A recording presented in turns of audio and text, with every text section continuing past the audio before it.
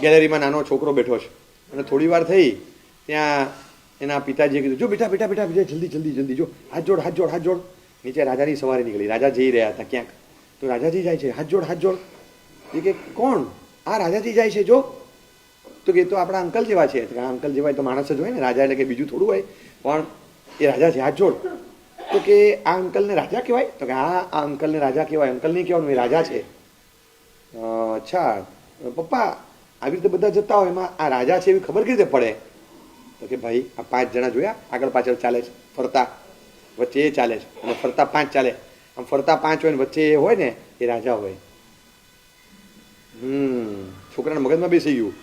4-5 દિવસ થયા છે ને, તો અંદર પપ્પા પપ્પા જલ્દી આવો, પપ્પા જલ્દી આવો, પપ્પા જલ્દી આવો, રાજાજી જાય છે, રાજાજી જાય છે. તો પપ્પા દોડતા આવ્યા. પછી જોયું કે એ રહેવા દે, અને આ રાજા નથી, કેદી હતો, કેદી ગુનેગાર હતો. 5 જણા પકડીને લઈ જતા હતા. તો 5 જણા લઈ જતા હતા. તો કે પપ્પા હાથ જોડો. અરે કે હાથ ના જોડો, આ કેદી છે, આ તો ગુનેગાર છે, ક્રિમિનલ છે ને લઈ જાય છે અંદર. તો કે તમે કહેતા હતા કે વચ્ચે એક હોય ને ફરતા 5 હોય, તો એવું જ છે. પછી પપ્પા વિચારવા મળી ગયા, એકદમ મજાનો કાઢ્યો છોકરાએ, કે આ વચ્ચે એક છે અને ફરતા 5 છે.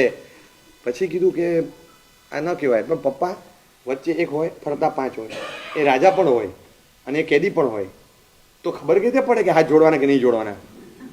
પછી દાદાજી વચ્ચે આવે કે જો બેટા, વચ્ચે એક હોય અને ફરતા 5 હોય, it can be a king, it can be a criminal, he can be, બની શકે કે એ રાજા પણ હોય, એ ઘટનામાં કેદી પણ હોય, પણ વચ્ચે વાળો જ્યાં જાય ત્યાં 5 જાય તો રાજા, અને 5 લઈ જાય ત્યાં વચ્ચે વાળાએ જવાનું તો ક્રિમિનલ.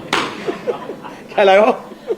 હવે વચ્ચે આપણે છીએ અને ફરતા 5 છે. આ 1, આ 2, આ 3, 4 ને 5, 5 ઇન્દ્રિયો ફરતારામ છે અને આપણે વચ્ચે છીએ.